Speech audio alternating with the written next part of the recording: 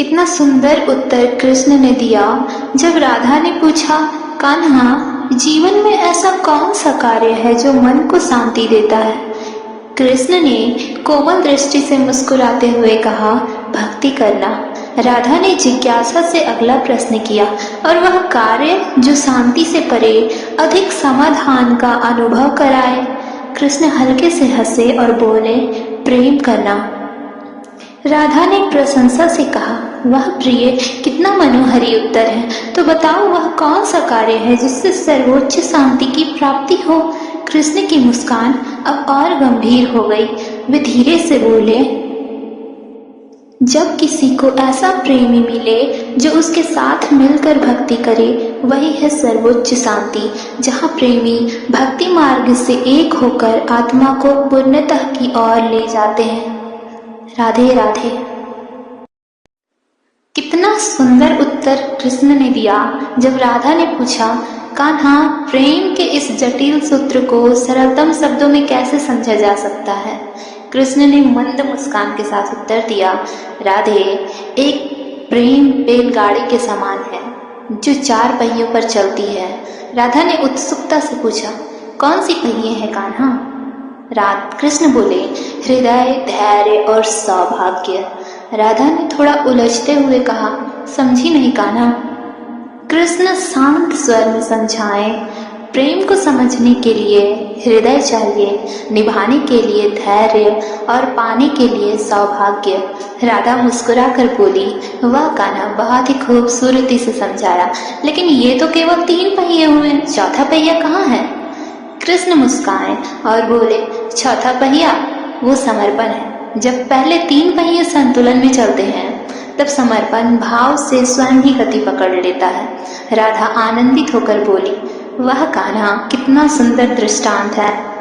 कृष्ण ने हल्की मुस्कान के साथ कहा, पर राधे, ये तो केवल पहिए हुए जो गाड़ी को चलाते हैं। असल बात तो उस गाड़ी पर रखे भार की है, जिसे ये 4 पहिए मिलकर आगे बढ़ाते हैं। राधा ने हंसते हुए पूछा, तो फिर उस गाड़ी पर रखा यह भार क्या है?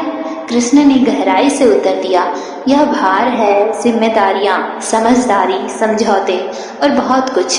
पर यदि इन्हें बोझ न मानकर उत्तरदायित्व समझा जाए, तो यह प्रेम गाड़ी सहजता और स्थिरता से चलती है।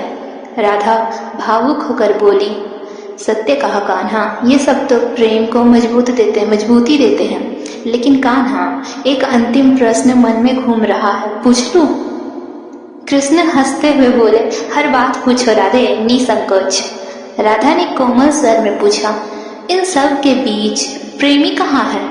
कृष्ण ने गहराई से उत्तर दिया, इस गाड़ी को खींचने वाले जो 2 बैलों का जोड़ा है राधे, वही तो प्रेमी है, जो साथ मिलकर इस गाड़ी को खींचते हैं, सामंजस्य, विश्वास और साथ की अटूट डोरी से।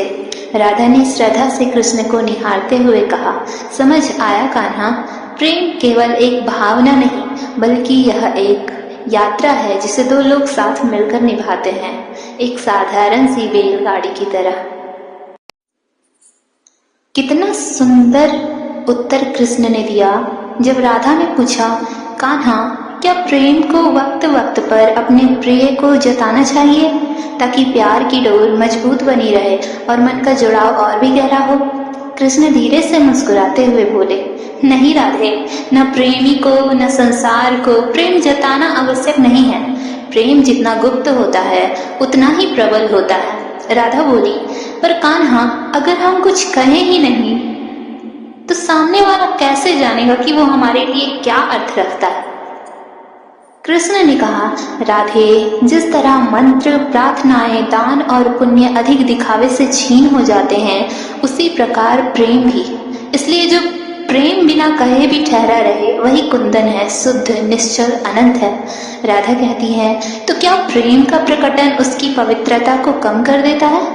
कृष्ण बोले, हाँ राधे, जो प्रेम बार बार कहने का मोह रखे, वो अपने पूर्ण निर्मल रूप तक पहुंच ही नहीं सकता।